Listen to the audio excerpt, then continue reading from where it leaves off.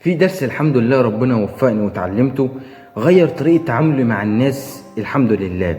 واللي اتعلمته ده اتعلمته من كتاب، هقول لك على اسم الكتاب في اخر الفيديو ان شاء الله. اللي اتعلمته ده اكتشفت ان معظم واغلب الناس بتفضل تجري طول عمرها ورا حاجة واحدة بس، مش الفلوس ولا الشهرة. بتجري ورا حاجة اعظم واجمد مما تتخيل. ايه هي الحاجة دي؟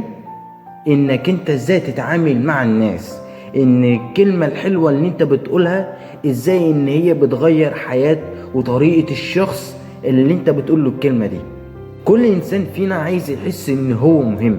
فكر كده فيها، لما يجي حد يقول لك انت شغلك ممتاز، انا فخور بيك، انا بحبك. عارف ان الكلمة دي ما تنفعش تتقال لراجل بس يعني ما انا بدي لك مثال عشان يعني ايه نبسط الدنيا. يعني ساعتها انت لما تلاقي الكلمتين الحلوين دول بيتقالوا لك في وسط تعبك وفي وسط ما انت تعبان وخلاص جبت اخرك، ساعتها بتحس كده بطاقه بانك انت محتاج بانك انت تكمل، محتاج بانك انت تدوس، يعني دوس ولا يهمك، يعني محتاج بانك انت تكمل. ليه؟ ساعتها بتحس ان تعبك ليه معنى. فالاحساس اللي انت بتحسه ده مش انت بس اللي انت محتاجه، كل البشر محتاجه للاحساس ده. عارف ليه؟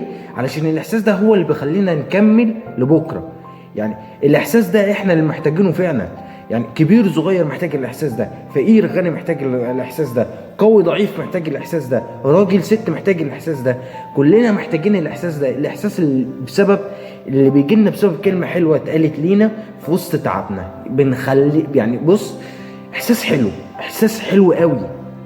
ومن ساعتها لما ربنا وفقني والحمد لله فهمت الجزئيه دي، بدات ان انا احاول ان انا اغير طريقه تعاملي مع الناس.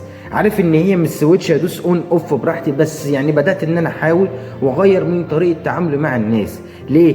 علشان لما الاقي مثلا واحد صاحبي مجتهد اقول له انت مجتهد، حد محتاج كلمه حلوه تتقال في اي وقت على اي وقت اقول له الكلمه دي.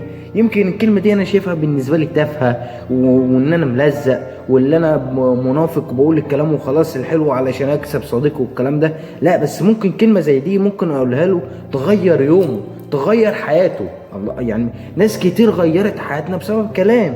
فهي الكلمه الحلوه هتغير من حياه يعني هتغير من حياه كل انسان موجود في الدنيا دي. فانت ما تبخلش بانك انت تتعامل مع اخوك بكلمه حلوه. وحتى يا سيدي انت لو انت مش طايق يعني انت مش قادر بانك انت تتعامل مع غيرك بكلمه حلوه، عايزك تحط، يعني انا ده بدات احط مبدا لنفسي اللي هو ايه، ان انا لما اجي اتعامل مع فلان بطريقه حلوه، فلان هيتعامل معايا بطريقه حلوه. فاهمني؟ كما تدين تدان. فانت حط المبدا ده في دماغك علشان الناس تعاملك بالطريقه اللي انت بتحبها واللي انت عاوزها.